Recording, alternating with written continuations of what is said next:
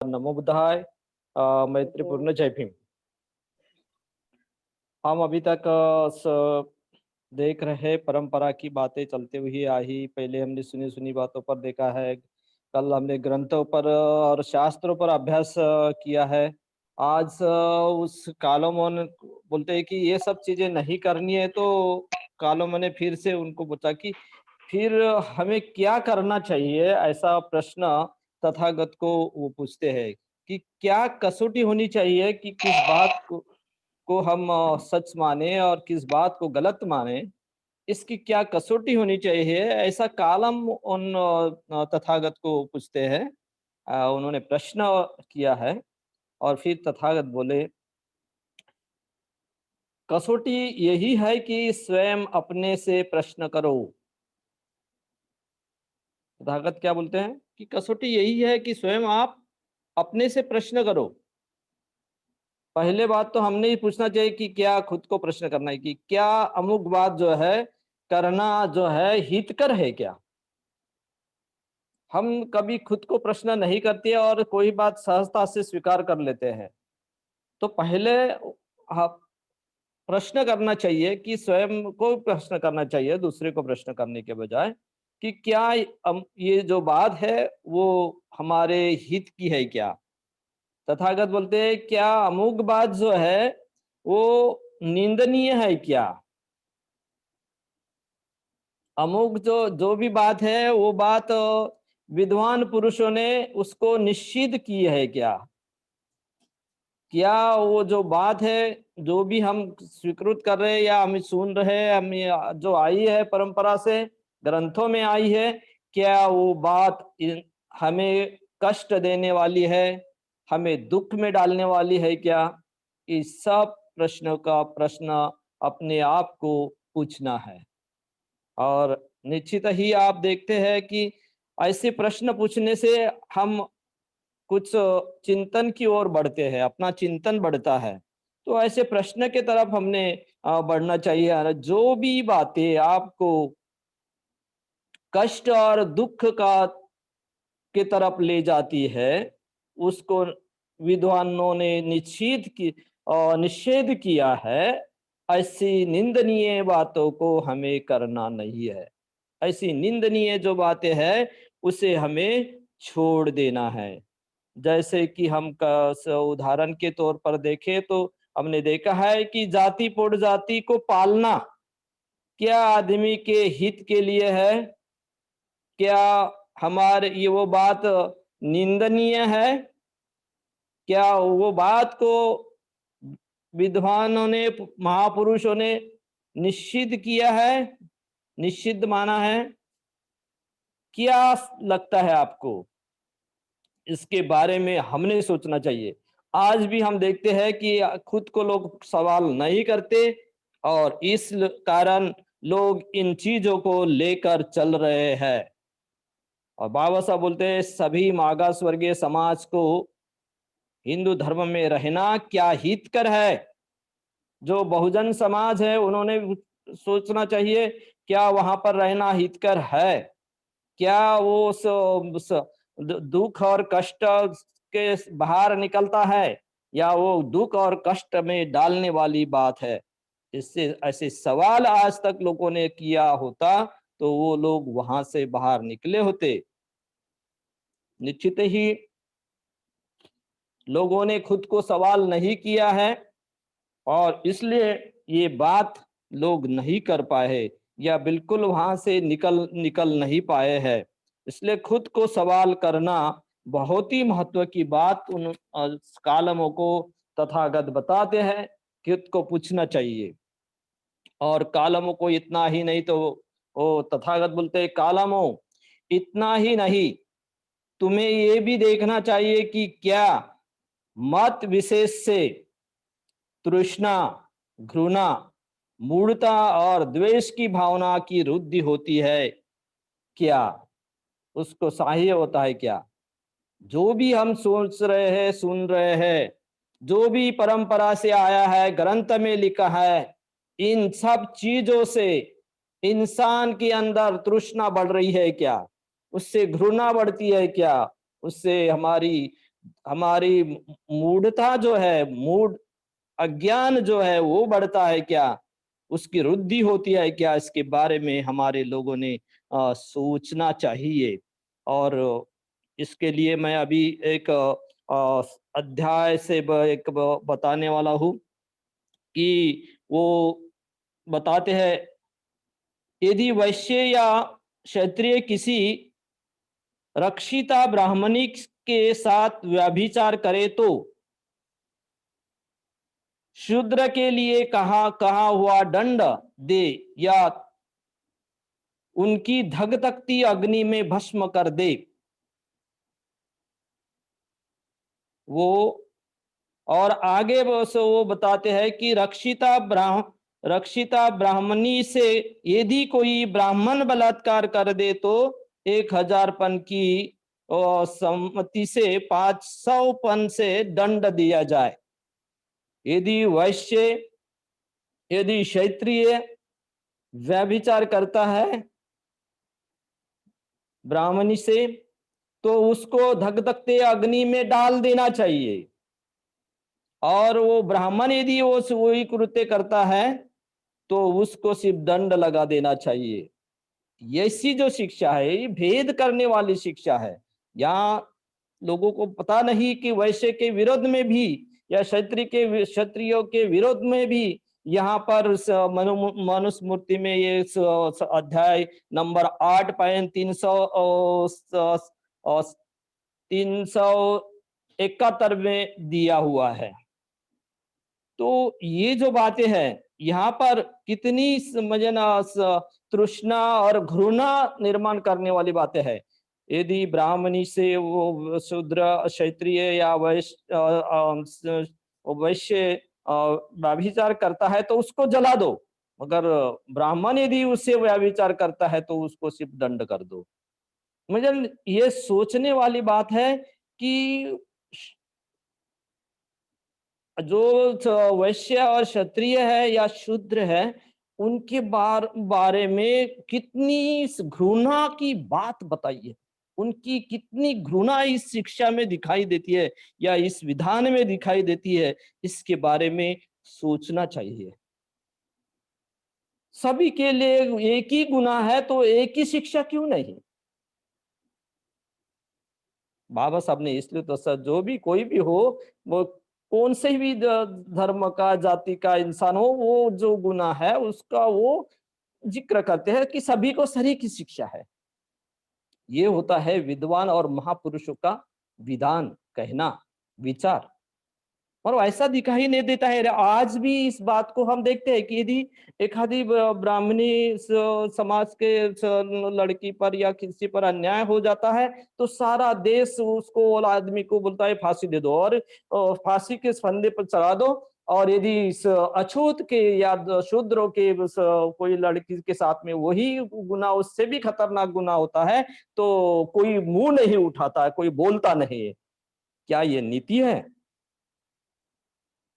क्या इंसान को शोभने वाली बात है? कितनी अशोभनीय बात है ये करते हैं। इसलिए बुद्ध तथागत बताते हैं कि ऐसी जो चीजें हैं उसको आपने जो घृणा पैदा करने वाली बात है उसे आपने छोड़ देना चाहिए, अलग रख देना चाहिए, उसकी तरफ नहीं देखना चाहिए, उसको अपनाना नहीं चाहिए, ऐसा वो बताते हैं। यही विधान आगे जाके वो बोलते हैं कि तृष्णा, यदि आपको किसी विषय में तृष्णा दिखाई देती है तो आप वैश्य क्षत्रिय कोई भी हो, शूद्र हो, उनके बारे में यदि घृणा और अज्ञान पैदा करने वाली बातें निर्माण करने वाली शिक्षा होगी तो उसे हमने सोचना चाहिए, उसे हमने देखना चाहिए कि ये बात बिल्कुल घृणा निर्माण करने वाली है, अज्ञान की ओर ले जाने वाली है, वह द्वेष पैदा करने वाली बातें है। और इसमें हमें यही दिखाई देता है कि एक के बारे में प्रेम दिखाई देता है, म्हणजे तृष्णा है उदय वो इसमें, और ब्राह्मणों के बारे में प्रेम दिखाई देता है, और क्षत्रिय और वैश्य के बारे में या शूद्रों के बारे में उनके मन में तिरस्कार की भावना या घृणा की भावना दिखाई देती है। ये कितना बड़ा अज्ञान है, कितना बड़ा अज्ञान या इस विधान में दिखाई देता है। इसलिए इस प्रकार की वो बोलते हैं कि मनुस्मृति में सारी शिक्षा आई है। तृष्णा, घृणा, मूढ़ता और द्वेष भरी दिखाई देती है। इस एक ही उदाहरण से ये सारी बातें उसमें आपको दिखाई देती है। तो हमने इस बात से बाहर निकलना है और हमें मालूम है कि बुद्ध ने बताया है कि इस हमने क्या मैत्री से हमने पेश आना चाहिए, सभी के साथ समानता से पेश आना चाहिए। बाबा साहब ने भी ये बात की कि सभी के साथ में समता का व्यवहार होना चाहिए। इसलिए तो बाबा साहब ने यहाँ पर समता प्रस्तापित हो, स्वतंत्रता हो, बंधुता हो, ये बात न्याय हो, या अन्याय भी दिखाई देता है इस विधान में। तो न्याय की बातें होने के लिए बाबा साहब ने समता प्रस्तापित करने की जो बात हमारे देश में की है, वो कितनी महत्वपूर्ण है, वो शिक्षा कितनी महत्वपूर्ण है, उसकी तरफ गौर करने की बात आज हमारी है। हमारे लोगों ने, देशवासियों के बुद्धिवादी लोगों ने उसको सोचना चाहिए, वो बात करनी चाहिए। और हम देखते हैं कि ऐसे कई विधान है लोग यहाँ पर आए हैं कि समझो यदि ब्राह्मण हुआ भ्रष्ट, वो तीन ही लोग की श्रेष्ठ, ऐसी शिक्षा बताइए नहीं क्या? अरे जो भ्रष्ट है उसको भ्रष्ट कहने की नीति नहीं है, ये न्याय की बात है क्या? वो जो भ्रष्ट है और उसको तीन तीन ही लोग में श्रेष्ठ कैसा कह सकते? ये नैतिकता की बात है क्या? या नैतिकता भी नहीं दिखाई देती है? कितनी अज्ञान की बातें बताई बताई गई है ना? यदि ये ये दुष्ट चक्र में यदि ब्राह्मण है तो दुष्ट चक्र में फंसा हुआ है, दुष्ट कार्य करता है तो उसको पूजनीय है ऐसा बोलते हैं। और यदि शूद्र ये जितेंद्रिय है, वो यदि अच्छा काम करने वाला होगा तो भी वो क्या है? तिरस्कृत है, तिरस्कार करने लायक है। क्या शिक्षा है? उससे क्या निकलता है? लोगों को क्या मिलता है? लोगों का उससे क्या भला होता है क्या? उससे कोई भला दिखाई नहीं देता। आप ऐसी भेदभाव करने वाली जो बातें हैं, उसको स्वीकृत करोगे क्या? और क्या लगता है आपको ऐसी भेदभाव करने वाली, घृणा पैदा करने वाली, अज्ञान बढ़ाने वाली बातें उसको स्वीकृत करना चाहिए क्या? तो इसके बारे में आपने सोचना चाहिए। और तथागत बोलते हैं इतना ही नहीं तो ये भी देखना चाहिए कि मत विशेष किसी को अपने इंद्रियों का गुलाम तो नहीं बनाता। तो जो भी एक आधा मत है वो लोगों को गुलामी की ओर तो नहीं ले जाता है, अपने उनके इंद्रियों को गुलाम तो नहीं बनाता है। या हम उस अपने बारे में सोचेंगे कि हमने जो बातें सुनी है वो हमको गुलाम तो नहीं बना रही है। जैसा इसमें मैं बताऊंगा मनुस्मृति के अध्याय नंबर 101/100 में बताया है कि संसार में जो कुछ है सब ब्राह्मणों के लिए है, क्योंकि वो जन्म से ही श्रेष्ठ है। संसार में जो भी है वो उनके लिए, बाकी के लिए क्या है, बाकी लोगों के लिए क्या है? कुछ भी नहीं। ऐसी बातें बताई है। तो सामने ऐसी चीजें सुनकर हमारा जो मन है, हमने ऐसा हमारा मन नहीं बनाना चाहिए। हम ऐसी बातें सुनते हैं और सुनने से भी हमारा मत मत वैसा बनाते हैं और वैसा ही हम जीते हैं। उसको स्वीकार कर लेते हैं सहजता से, और हमारे जो मन है, हमारे इंद्रिय जो है उससे उसके उस शिक्षा के गुलाम हो जाते हैं। तो ऐसी जो बातें होगी तो उसको भी हमने नहीं मानना चाहिए। ये बात तथागत बताते हैं। किसी भी आयुष्य का, और भी देखो, किसी भी आयु आयु का ब्राह्मण हो वो पिता तुल्य होता है। वो 100 साल का यदि क्षत्रिय रुद्ध होगा और 10 साल का यदि बालक होगा ब्राह्मण, तो भी वो उसके लिए, क्षत्रिय आदि इंसान के लिए पिता समान है, ऐसा इस स्मृति में बताया गया है। तो कैसी शिक्षा है? अरे जो बड़ा है, जो रुद्ध है, वो उसके पिता समान है 10 साल के बच्चे के तो ये शिक्षा कितनी गलत है, कितनी अज्ञान फैलाने वाली है। ये लोगों ने सोचने की जरूरत है। तो हमारे भी ऐसे कुछ चीजें हम स्वीकृत करते होंगे तो वो अज्ञान बढ़ाने वाली बातें होगी या घृणा बढ़ाने वाली बातें होगी, शिक्षा होगी, तो उसको हमने नाकारना चाहिए। बुद्ध ने यही बताया है कि ऐसी बातों को आपने नाकारना चाहिए। उसमें देखा जाए तो उसमें हिंसा करने करने के लिए प्रवृत्त नहीं करता, ऐसी भी बातें हो, सो वो बोलते हैं कि यदि कोई शिक्षा है मगर वो हिंसा के लिए प्रवृत्त नहीं करती है। मगर हम देखते हैं वह शिक्षा में ऐसा दिखाई देता है, अगर शूद्र वेद मंत्र सुन ले तो उसके कान में धातु का पिघलता हुआ पिघल पिघल कर पिघलता हुआ जो अ, क्या बोलते हैं उसको, पिघलता हुआ धातु उसके कान में शीशा, डाल दो। शीशा, हाँ, शीशा, शीशा शीशा। शीशा शीशा, हाँ शीशा, पिघलता हुआ शीशा उसके कान में डाल दो। कितनी हिंसा हिंसा की बात है, कितनी मतलब यहाँ पर कितनी अइंसानियत दिखाई देती है। इसलिए बाबा साहब ने बोला कि अरे कोई सभी को शिक्षा दे दो। कोई आपका विरोध करता होगा, वो आपके कान में शीशा ओतने की बात करता है, मगर आप उनके कान में ज्ञान न डालने की बात करो। ये बात हमें हमें बाबा साहब ने बताई है कि सभी को ज्ञान की जरूरत है। ज्ञानी बनेंगे तो उनका जीवन अच्छा हो जाएगा। तो ऐसी ज्ञान की बातें बाबा साहब ने हमको बताई है। मगर यहाँ पर हमें दिखाई देता है कि तृष्णा, घृणा, हिंसा, द्वेष बढ़ाने वाली बातें, जो शिक्षा है वो शिक्षा किस काम की है उसके बारे में हमारे लोगों ने, हमारे देश के लोगों ने सोचना चाहिए। ये यदि कोई नीचे जाति का व्यक्ति ऊंची जाति का काम कर ले, धन कमा ले, कमाने लगे, तो राजा को यह अधिकार है कि उस सबका उसका सब धन जो है, दौलत है, वो छीन ले और उसको देश से निकाल दे। ऐसा मनुस्मृति अध्याय 10.95 में बताया गया है। मैं इसका मतलब यह है कि कोई अछूत जातियों का, शूद्र जातियों का इंसान होगा, वो धन नहीं कमा सकता। उच्च उसमें क्वालिटी होने के बाद में भी उच्च अच्छा काम वो नहीं कर सकता। उसको वो काम करने की मुभा नहीं दी गई है।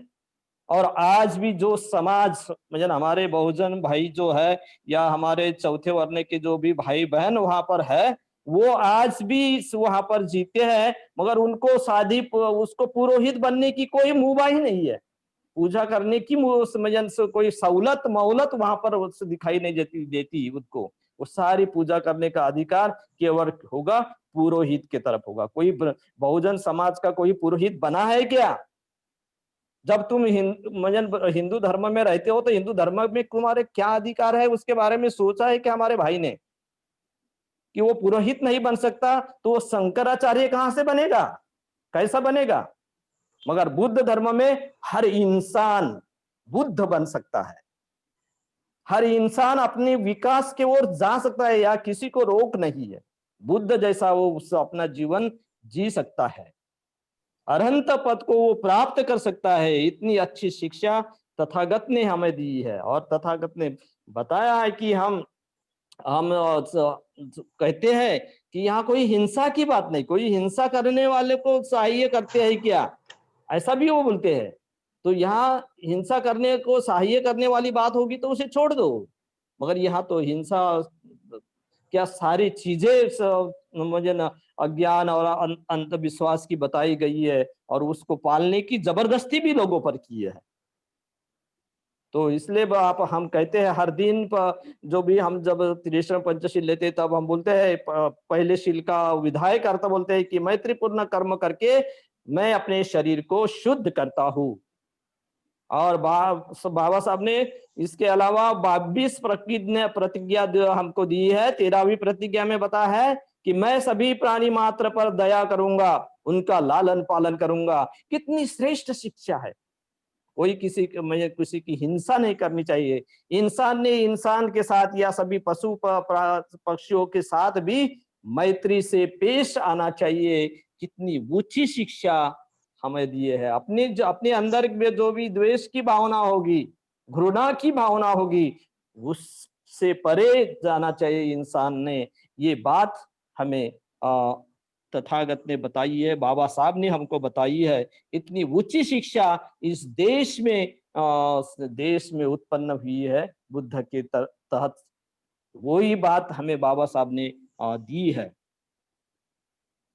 किसी यहाँ पर कहा है कि शूद्र जो है, शूद्र जो लोग हैं, इसमें एससी एसटी ओबीसी हम कह सकते हैं, इनके द्वारा अर्जित किया हुआ धन ब्राह्मण उससे जबरदस्ती छीन सकता है, क्योंकि उसे धन जमा करने की कोई अधिकार नहीं है। मनुस्मृति अध्याय नंबर 8.416 में बताया गया है। तो क्या यदि बाबा साहब राज्य घटना संविधान लोकशाही संविधान नहीं देते तो आज जो हमारे बहुजन समाज के पास में जो भी थोड़ी सी पूंजी देखती है वो दिखाई ही नहीं देती। उससे छीन लिया जाता, उनको कफलग बना दिया जाता। बताया है कि दारिद्र्यता रखना, दारिद्र्य में समाज को देश को रखना, ये उसका हेतु यहाँ से दिखाई देता है, ये उद्देश्य उसका दिखाई देता है। इसमें उनका कितना घृणा, कितनी तृष्णा की भावना दिखाई देती है। इंसान के हित की बात है क्या यहाँ पर? यहाँ दिखाई देता है कि इंसान का हित नहीं है या अहित है। जबरदस्ती छीन लो तो जबरदस्ती छीनने की जो बात है वो हिंसा की बात है। जो लोग दिया नहीं है वो उसकी चीज लेने की बात है, यानी चोरी की भी बात है। इसलिए ऐसी चीजों से हमने बाहर रहना चाहिए, छोड़ देना चाहिए, ऐसा तथागत ने बताया है। इतना ही नहीं तो उसे चोरी करने की प्रेरणा तो नहीं देता, वो बताते हैं। तो यहाँ पर तो हमें यही दिखाई देता है कि वो चोरी नहीं, हिंसा भी करने वाली बात दिखाई देती है इस विधान में, और चोरी भी बात दिखाई देती है। आप चोरी ना करें, चोरी करने वाले को सहाय ना करे, किसी ने जो चीज दी नहीं उसे ना ले। और 22 प्रतिज्ञा की 14वें प्रतिज्ञा में बाबा साहब हमें बताते हैं, मैं चोरी नहीं करूंगा।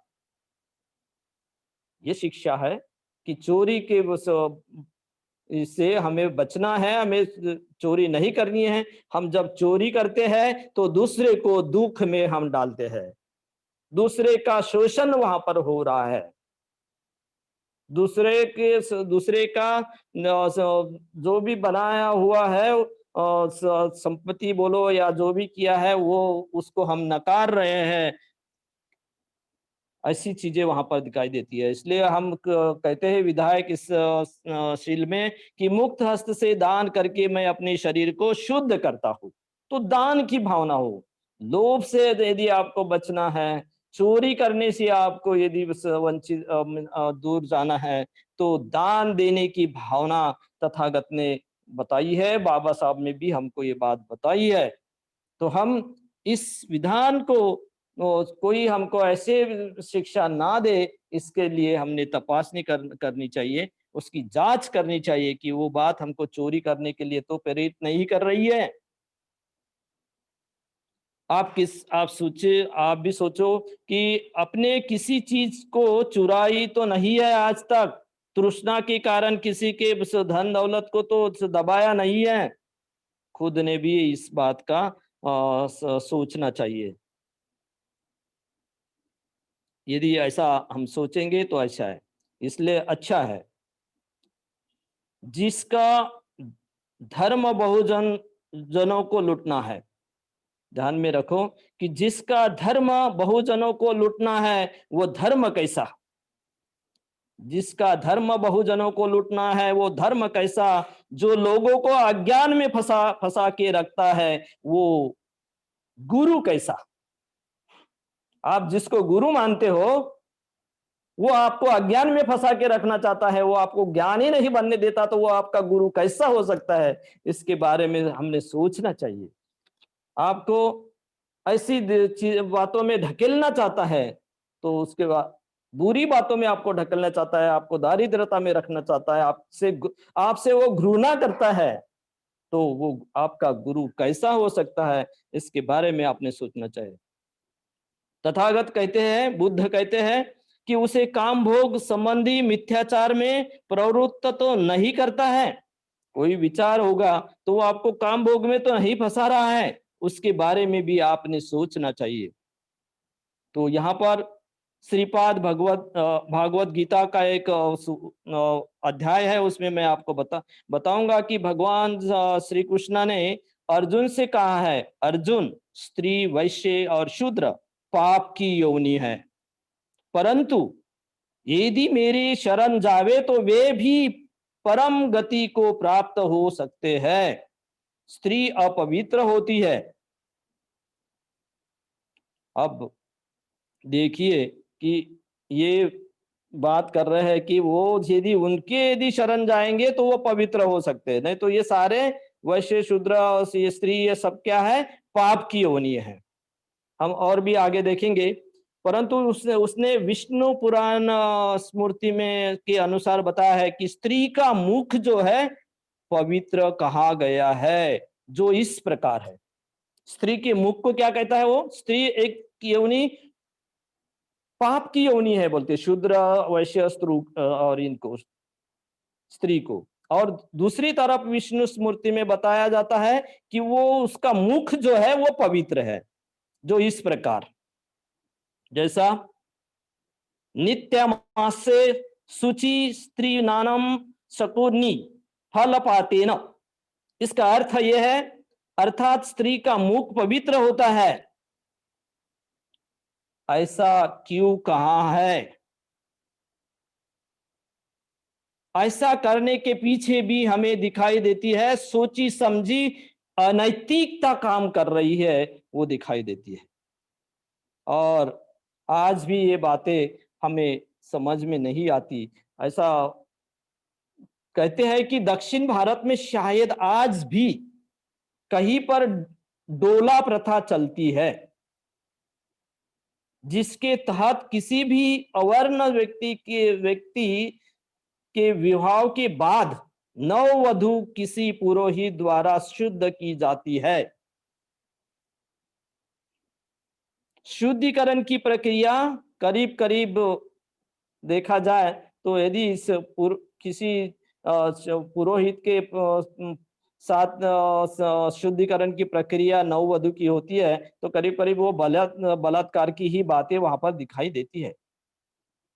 तो एक उदाहरण मैं आपको बताऊंगा कि एक गांव में नववधु होती है। जब वो उस विवाह के पश्चात वो पति के घर चली जाती है, और उसके बाद में ऐसा उसे बता है कि वो उसको शुद्ध करने की प्रक्रिया शुरू हो जाती है। पुरोहित घर में आ जाते, बुलाया जाता है, रात में वो सब प्रक्रिया शुरू हो जाती है, शुद्धिकरण की विधि। और उसी दौरान पुरोहित जी को लगती है प्यास। अब जब पुरोहित जी को प्यास लगती है तो ऐसा कहते हैं कि वो तो शूद्र के घर का पानी तो पी नहीं सकता है, मगर उन्होंने शुरू उन्होंने फिर वधु से कहा कि चूंकि स्त्री का मुख पवित्र होता है और इसलिए अतः पानी आप अपने मुंह में भर दो और मेरे मुंह में डाल दो। तो देखो भाइयों, कितना गैर फायदा लेने वाली शिक्षा दिखाई देती है या विधान दिखाई देता है। इसके बारे में आपने सोचना चाहिए कि हर तरह की प्यास बुझाने का काम ये लोग, एक धंधा इन लोगों ने चलाया, ऐसा ऐसा दिखाई देता है। कितना भारत देश इस गंदा इस शिक्षा से हो रहा है, उसके बारे में भी हमने सोचना चाहिए। मैं कहूंगा कि ऐसी शिक्षा जो है बहुजनों के गले का फांसी का फंदा है, और इंसान को सारा देखकर भी, पत्नी को देखकर भी वो अंधा है। ऐसी तरह की शिक्षा भी इसमें दिखाई देती है। तो और ऐसा बोलते हैं कि उस लड़की ने वैसा जैसा बताया पुरोहित जी ने वैसा ही किया है। तो धन्य हो धर्म के ठेकेदार और उनके चाहने वाले। इतना आपके आंखों के सामने ये अंधा अंधुनीकरण चलता होगा, फिर भी लोग उसके परंपरा को करके वो स्वीकृत करते हैं। कितना गलत बात है, उसके बारे में हमारे भाइयों ने सोचना चाहिए। मैं कहूंगा कि धन्य है धर्म के मानने वाले और धर्म के ठेकेदार। धन्य है धर्म के मानने वाले और धर्म के ठेकेदार, बोथर कर दी लोगों के भावनाओं की धार। लोगों के पास में अपनी कोई बीबी है और अपने बीबी से कोई बदतमीजी कर रहा है, उसके बारे में वो बोल नहीं सकता, सोच नहीं सकता। इस परंपरा ने कितनी मन की लोगों की भावनाओं की मन की धार बन बोथर कर दी है, इसके बारे में सोचना चाहिए। और इसलिए भगवान बुद्ध ने बताया है कि जैसा वो लोग बोलते हैं कि भगवान जो है अ, सृष्टि का समझ भगवान बुद्ध को उन्होंने विष्णु का अवतार बोला है, तो उसके बारे में वो बताते हैं कि ऐसा कुछ नहीं, ये झूठ विधान है। इसलिए भगवान बुद्ध बोले कि कोई झूठे बोलने की प्रेरणा तो आपको देता होगा, झूठा का आरंभ करने की आपको प्रेरणा होगा देता होगा, तो उसके बारे में आपने सोचना चाहिए। आपको झूठ बोलने के लिए प्रवृत्त कोई करता होगा तो आपने सोचना चाहिए। और निश्चित ही वो भगवान मुझे ईश्वर ने आपको चौथे वर्ण में डाला है, झूठ वर्णन है। ईश्वर ने सृष्टि की निर्मित की है, झूठ बात बताई है, लोग उसको अभी भी मानते हैं। भगवान बुद्ध विष्णु का अवतार है, झूठ बात है। भगवान बुद्ध ने कभी भगवान को अवतार को माना ही नहीं, इसलिए बाबा साहब ने हमारे प्रतिज्ञा में 5वीं प्रतिज्ञा में बताया है कि बस ईश्वर ने जन्म लिया, इस पर हमारा भरोसा नहीं। या भगवान बुद्ध विष्णु का अवतार है, इसको हम नहीं, झूठा और झूठ प्रचार और प्रसार हम मानते हैं। बहुत ही महत्व की बात है। इसलिए और आगे जाके बोलते हैं, और हे कालमो, अंत में तुम्हें यही पूछना चाहिए कि वह दुख के लिए, अहित के लिए तो नहीं है। खुद को प्रश्न करो कि जो भी आपके सामने बात है, वो आपके दुख के लिए तो नहीं है। आपको निश्चित ही आपको दुख में वो चीज डाल रही क्या, आपका अहित होने वाला है क्या, उसके बारे में भी आप सोचो। आज हम अभी मैं बताऊंगा कि अभी हमारे देश के कुछ हमारे हमारे ही भाई है, हम बोलेंगे कि विश्व हिंदू परिषद के लोग हैं, वो भारत को हिंदू राष्ट्र बनाने की बात करते हैं। हिंदू लोगों को बहुत अच्छा लगता होगा, मगर हिंदू राष्ट्र की कल्पना क्या है, वास्तव में उसका मूल क्या है, हिंदू राष्ट्र का सत्य अर्थ क्या है। अ, सही मायने में देखा जाए तो हिंदू राष्ट्र नहीं, वो ब्राह्मण राष्ट्र है। यह हिंदू बहुजन जो हमारे भाई बहन है, उसने समझना चाहिए, सोचना चाहिए, उस पर चिंतन करना चाहिए कि क्या है हिंदू राष्ट्र।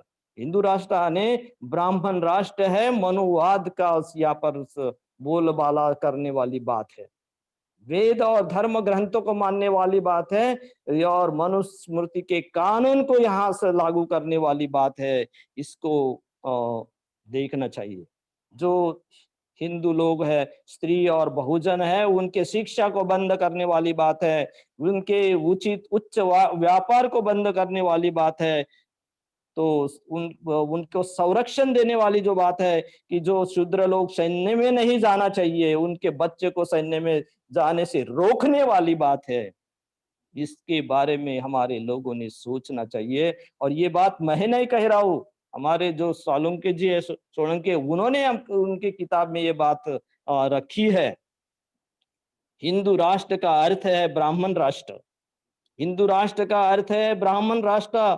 देश होगा कानून मनु का दुष्ट, देश में होगा कानून मनु का दुष्ट। लोकशाही संविधान उनको करना है नष्ट, लोकशाही संविधान उनको करना है नष्ट।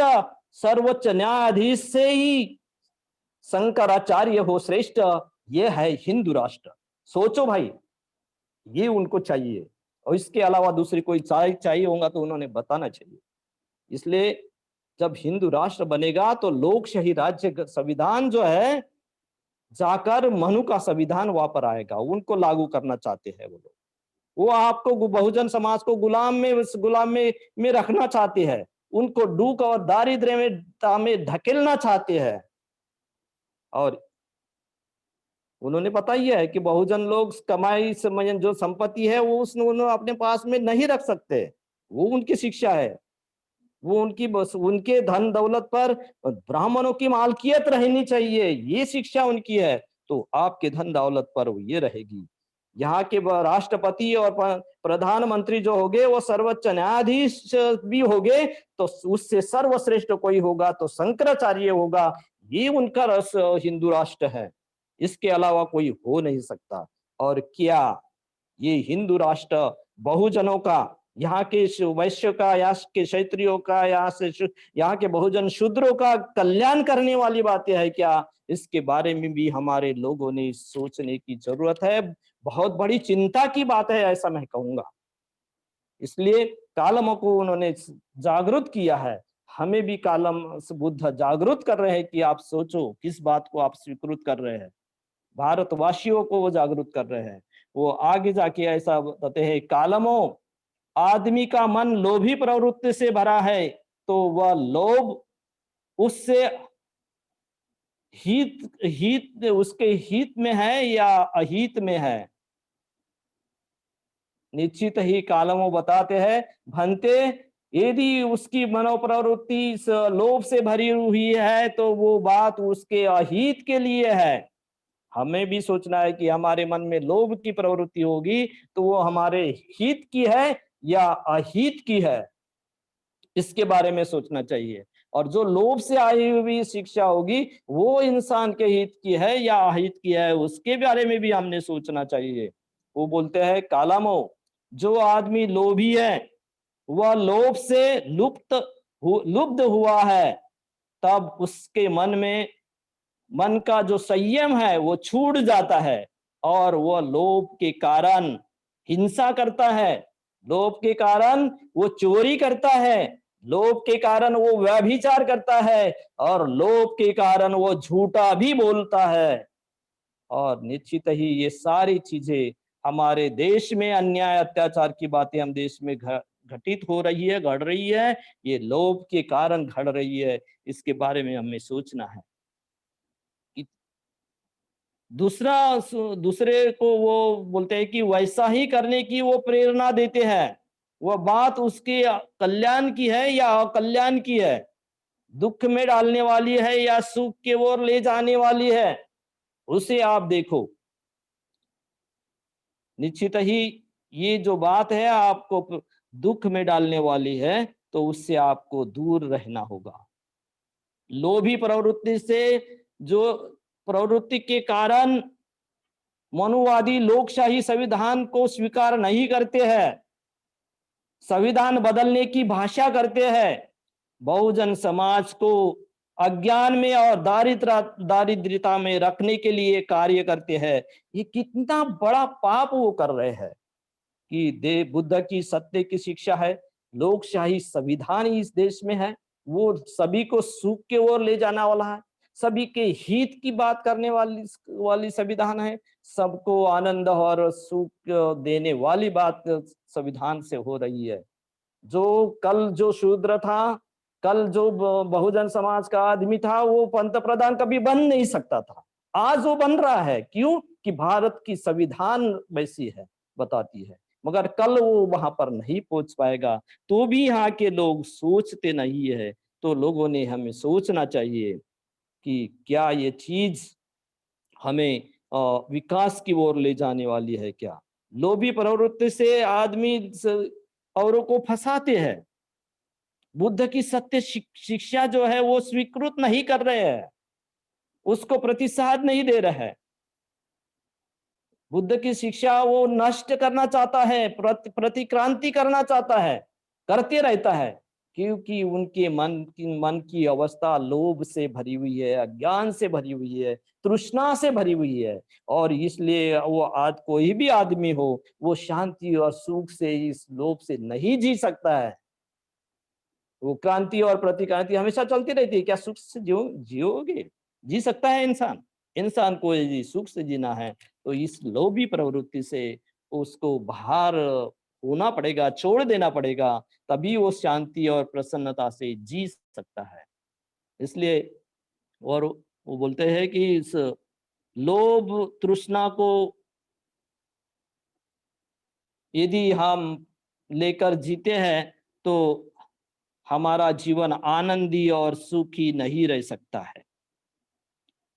उससे परस्पर विरोध बढ़ता है, उससे फिर आदमी निंदा करता है, उससे आदमी झूठ बोलता है और विकास की ओर खुद नहीं जाता और लोगों को भी ले जाने के लिए कोई कार्य नहीं कर सकता है। इसलिए तथागत बताते हैं कि तृष्णा के पीछे दौड़ने वाले प्राणी बंदे खरगोश की तरह वहीं के वहां घूमते रहते हैं। यदि आप तृष्णा में बंद हो गए तो वो खरगोश की तरह बंधा हुआ खरगोश जो है वो वहीं के वहीं गोल गोल घूमता है, वैसा ही इंसान वहीं के वहीं घूमता है। संयोजन के बंधन में वो अड़के हुए रहता है और दीर्घ काल तक वो वहां ही रहने के कारण बार बार वो दुख में गिरता है। इंसान को सुख चाहिए, हमको सुख चाहिए। आप सुख चाहते हैं अपने जीवन का, तो ऐसी तृष्णाओं की जो हमारे अंदर बैठी हुई है भावना है, उसको हमने छोड़ देना पड़ेगा। इसलिए मैं कहूंगा कि तृष्णा के बंधन में अड़का आदमी जन्म जन्म से दुख भोगता। तृष्णा के अंधन में बंधन में अड़का आदमी जन्म जन्म से दुख भोगता, दुष्ट क्लेश के कारण वश सुख अपना खो देता है, सुख अपना खो देता है। यदि आप तृष्णा के बंधन में अड़के हो तो जन्म जन्म आप दुख भोगते ही रहोगे। दुख से बाहर आप इंसान निकल ही नहीं सकता और वो तृष्णा वो क्लेश बंधनों के कारण वो अपने हाथों से अपना सुख गवा देता है। इसलिए हमें अपना सुख चाहिए, तो तृष्णा के बंधन से हमने बाहर निकलना चाहिए। ये बात तथागत ने हमको बताई है। जो बात हमको तृष्णा में डालती है वो बात हम ना करें, उससे हमने छोड़ देना है। वो बोलते हैं भिक्षुओं, लोभ से लुब्ध, द्वेष से दुष्ट और मोह से मूढ़ चित्त से आदमी अपने दुखों से दुखित होते रहता है। और इतना ही नहीं तो वो आदमी दूसरे को दुख से भी वो दुखी रहता है और उसकी मानसिकता जो है आदमी की, वो हमेशा वेदना और पीड़ा का वो अनुभव करते रहता है।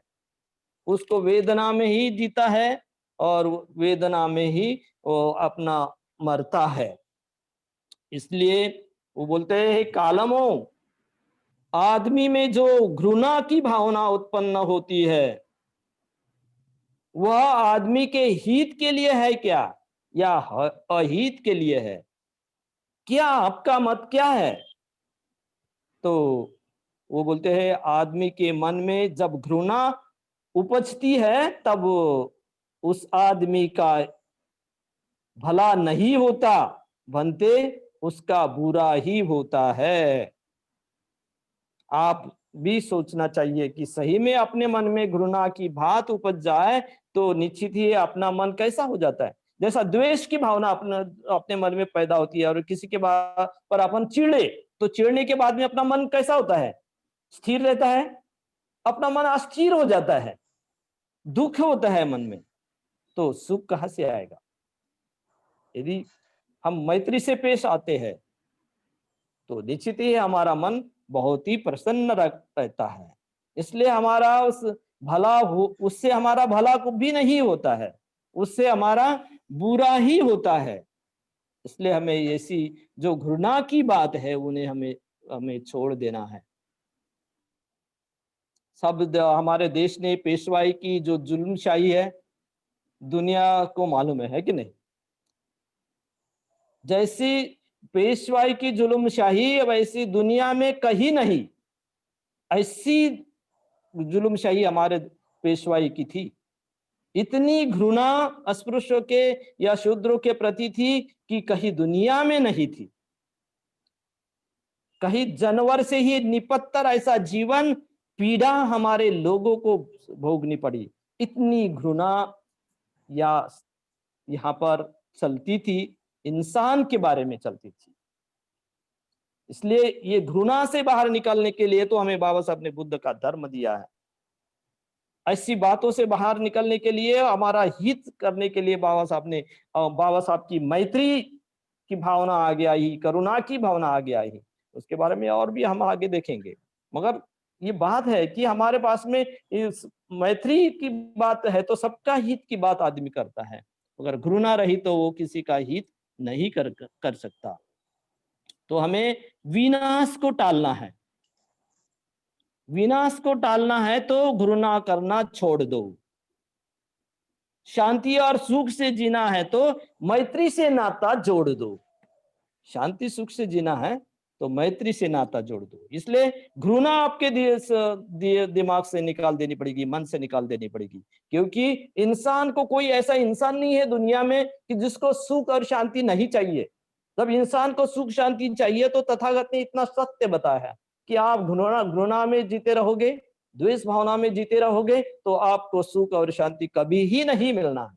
इसलिए आपको मैत्री से जीना है, शांति से जीना है तो मैत्री का आचरण करना पड़ेगा। मैत्री का आचरण करने से आप शांति से जी सकते हो, प्रसन्नता अपने जीवन में ला सकते हो। इतना ही नहीं तो वो कहते हैं, कालमो, जो व्यक्ति घृणा के वश में है, जिसके मन को घृणा ने जीत लिया है, वह दूसरे के प्राण लेने के लिए, चोरी करने के लिए, व्यभिचार करने के लिए, झूठ बोलने के लिए वो झिझकता नहीं। यदि घृणा की भावना मन में पैदा हो तो वो आदमी को ही भी बस स्तर पर जा सकता है। उसके हाथों से कोई भी बुरा कर्म हो सकता है। यदि आपको अपने बुरे कर्म से, पाप कर्म से या कुशल कर्म से बचना है तो आपके मन में जो घृणा पैदा हुई है उस घृणा से आपको बाहर होना पड़ेगा। और आज हम देखते हैं देश में अन्याय अत्याचार कितना बढ़ रहा है। क्यों बढ़ रहा है? कितनी घृणा लोगों के मन में होती है। हमने कल परसों बात देखा कि दो दोस्त थे, पीने में एक साथ आए, अमरावती के नजदीक की बात है, और एक ने सीधा उस थोड़ी सी कुछ बात हो गई तो उसके मन में उसने मार दिया उसको और उसकी जान ले ली। उसके मन में इतनी घृणा पैदा हो गई, इतना द्वेष बढ़ गया उसका, इतना क्रोध बढ़ गया उसका, और इसलिए उसने हिंसा कर दी है। तो ये जो बात है घृणा से, तो आदमी कोई भी स्तर पर जाता है वो झिझकता नहीं, वो कौन है वो देखता नहीं, वो दूसरे को भी वैसा करने के लिए उकसाता है। क्या वह सब उसके विनाश के लिए काफी नहीं है? निश्चित ही वो कालम में बोलते, हाँ बनते काफी है। निश्चित ही इंसान का जो अहित ही होने वाला है, उससे विनाश, उसका विनाश होने वाला है। विनाश अपने हाथों से आप, इस घृणा के कारण इंसान अपना विनाश खुद ही कर लेता है। और हम देखते हैं देश में कि एक जाति के लोग दूसरे जाति से कितनी घृणा करते हैं। इंसान है, इंसान के साथ में हमने इंसान जैसा रहना चाहिए, मगर वो नहीं रह सकता क्योंकि उसके मन में घृणा की बात पैदा हुई है। तो इसलिए हमने इस बात को छोड़ देना चाहिए। हम देखते हैं कि इस समाज में वो भेदाभेद की दरिया बहुत निर्माण हुई है। उसको यदि हमको बाहर निकलना है तो तथागत ने बताया कि हिंसा की जो भी शिक्षा होगी उससे बाहर जाना पड़ेगा। इसलिए भगवान बुद्ध ने अहिंसा की शिक्षा दी है। अहिंसा प्रस्तापित करने की बात भगवान बुद्ध ने की है ताकि लोग घृणा से बचे और ऐसे पाप कर्म से अपना विनाश करने से वो बच जाए। इसलिए अहिंसा की बात तथागत ने बताई है। इस सब जो भेदाभेद की दरिया है, जो घृणा की बस बातें हैं, उससे आपको बाहर निकलना है तो अहिंसा का जो शिक्षा है, मैत्री की जो शिक्षा है, उसको आपने अपने अंदर बढ़ाना पड़ेगा।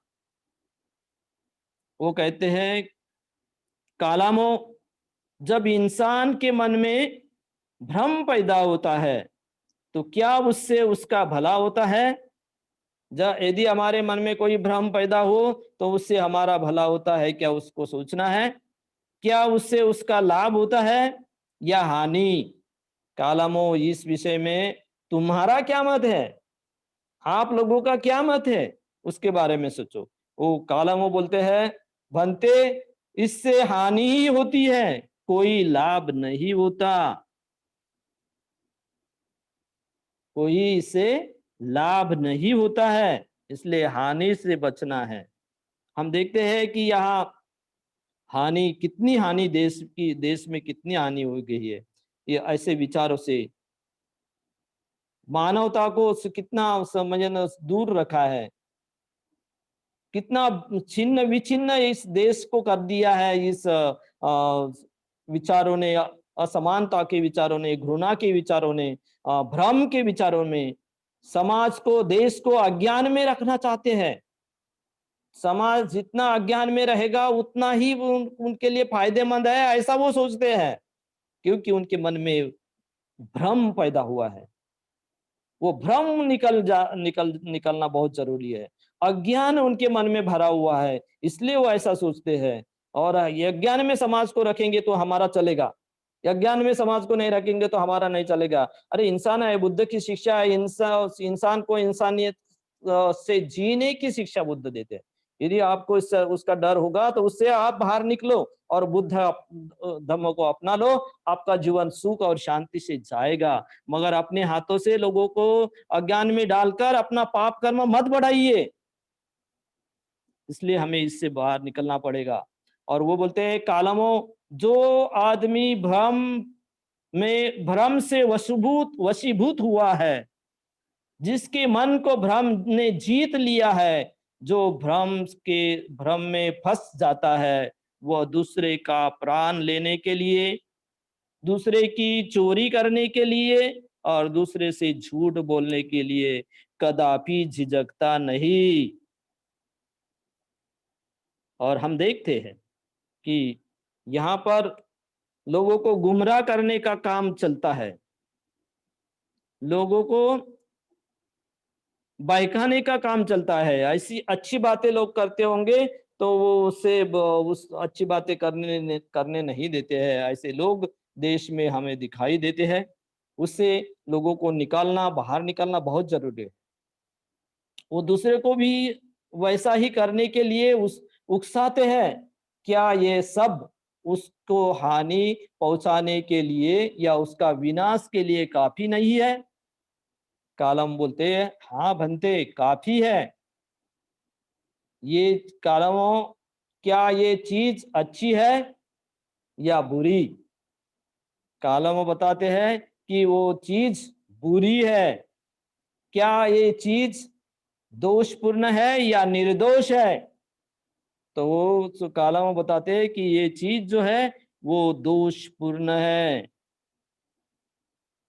वो बोलते हैं, क्या बुद्धिमान व्यक्ति इनकी निंदा करते हैं? तो वो बोलते हैं, हाँ, वो निंदा करते हैं या प्रशंसा करते हैं? तो बोलते हैं, बनते वो निंदा करते हैं। आप भी, जो भी शिक्षा आपके सामने है उसका बुद्धिमान लोगों ने निंदा की है क्या, उसके बारे में भी हमने सोचना चाहिए। यदि सब बुद्धिमान करते हैं भ्रम की निंदा, तो बहुजनों के गले में कोई लगा नहीं सकता फांसी का फंदा। बहुजन वहां से बाहर निकलेंगे। बुद्धिमानों ने उसकी निंदा की है, आपने भी उस चीजों की निंदा करनी चाहिए कि वो चीज गलत है, निर्दोष नहीं है, दोषपूर्ण है। जो चीज दोषपूर्ण है उसे छोड़ दीजिए, और जो चीज निर्दोष है, इंसान को अच्छा बनाना चाहती है, सुख की ओर ले जाना चाहती है, लोगों का भ्रम निकालना चाहती है, लोगों का काफी शांति से जीवन जीने के लिए शिक्षा देती है, तो उसको आप अपना लो। यदि इन्हें अपनाया और व्यवहार में लाया जाए तो क्या हानि और अनिष्ट होता है क्या, या लाभ और इष्ट होता है? क्या ये हम आचरण में लाएंगे तो क्या होगा है, क्या होगा उसके बारे में सोचो। तो वैसे तुम्हारा क्या विचार है?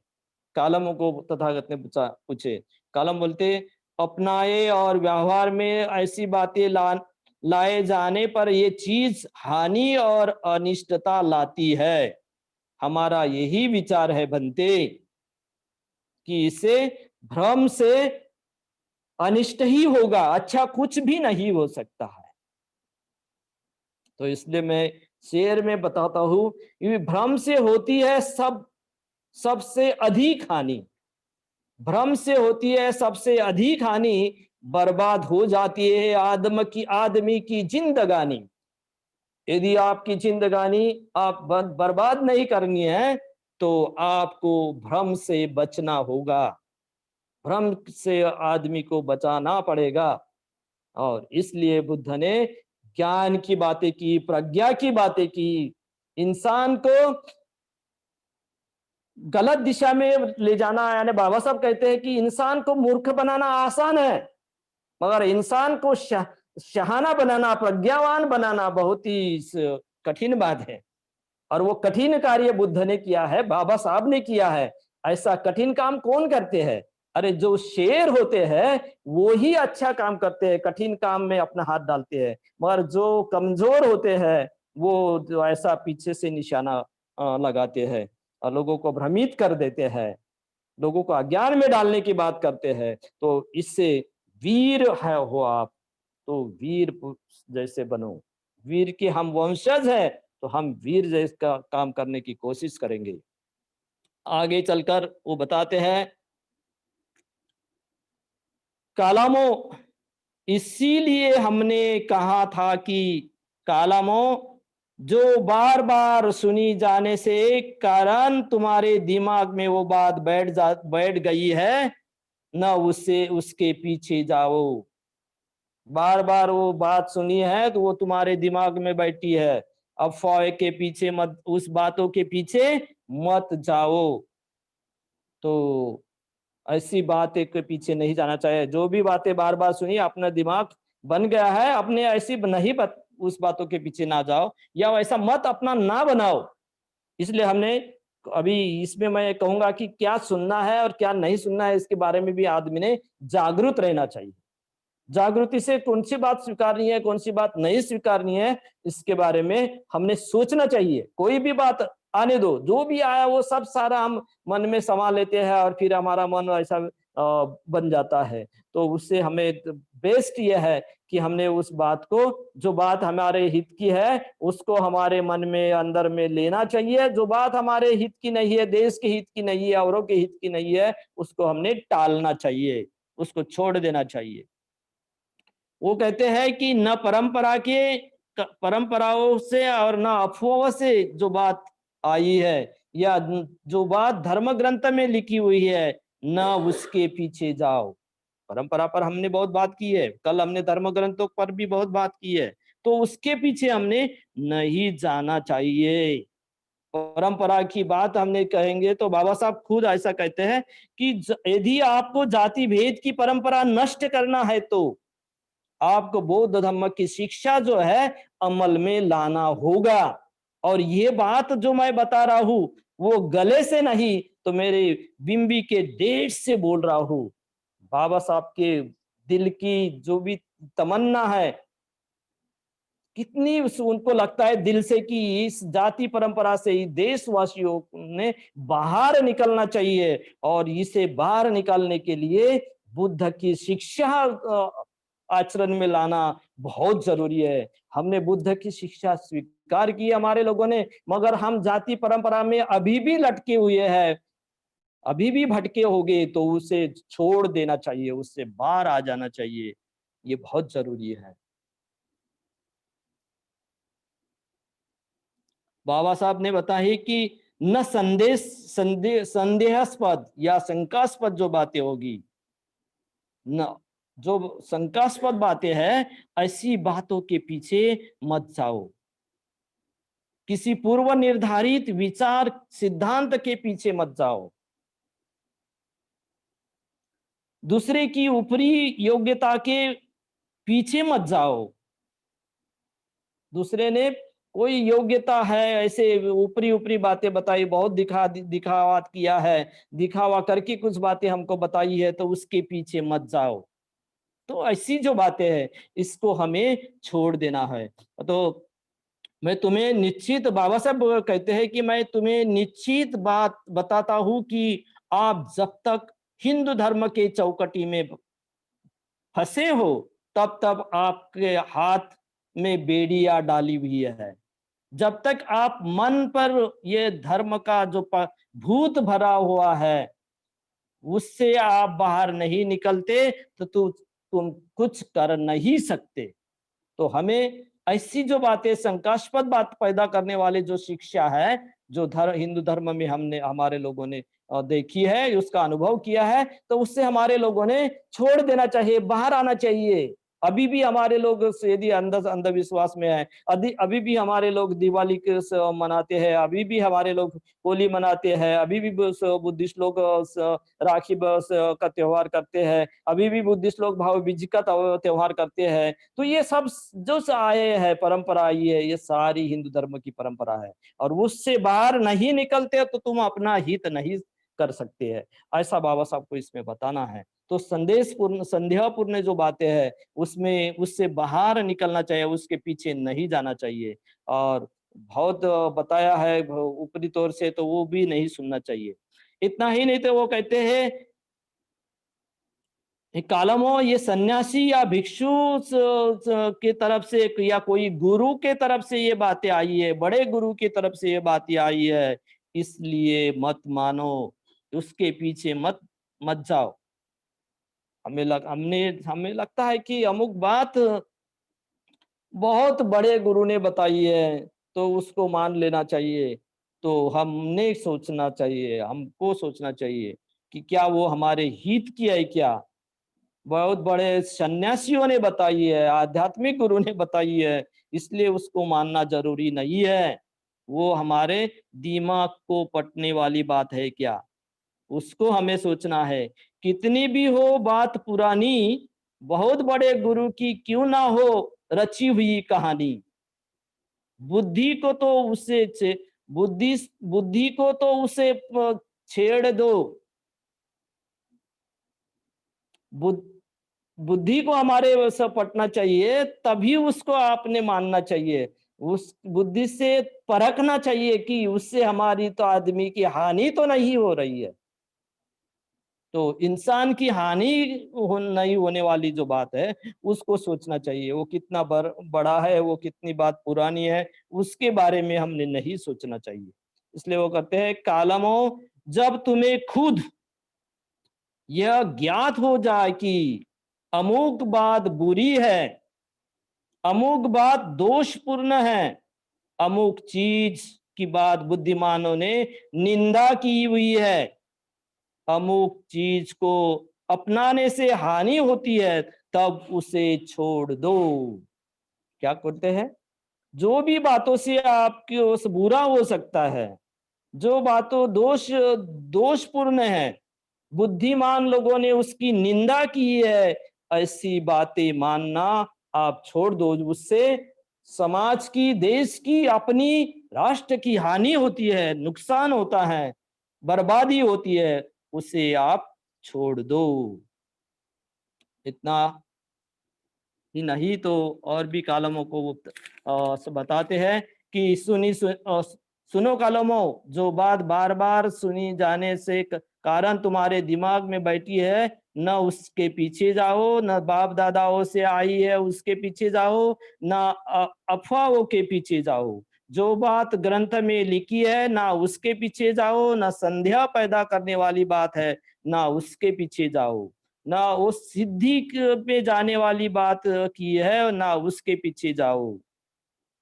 जो भी ऊपरी तौर पर हमें योग्यता लगती है, ना उसके पीछे जाओ, और न ही ऐसे विचार सन्यासियों ने या बड़े गुरु ने बताई है, ना उसके पीछे जाओ। कालोमो, जब तुम्हें खुद ज्ञात हो जाए, ये लगे कि अमुक बात अच्छी है, कालमो, जब तुम्हें लगे कि अमुक बात अमुक चीज जो है वो निर्दोष है, वह बुद्धिमान उस बातों की प्रशंसा करते हैं।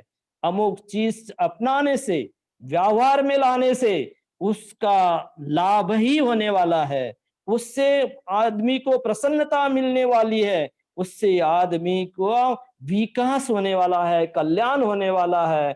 ऐसी बातों को दृढ़ता से अपनाओ, दृढ़ता से लेकर चलो। ये बात तथागत ने कालमों से की है। तो जो बात आपको उचित लगती है उसे आप अपनाओ। इतना ही कह के मैं अब यहाँ रुकने वाला हूँ। आप सभी ने मुझे शांति से सुन लिया, इसलिए मैं आपको सभी को बहुत बहुत धन्यवाद देता हूँ। जय भीम, नमो बुद्धाय।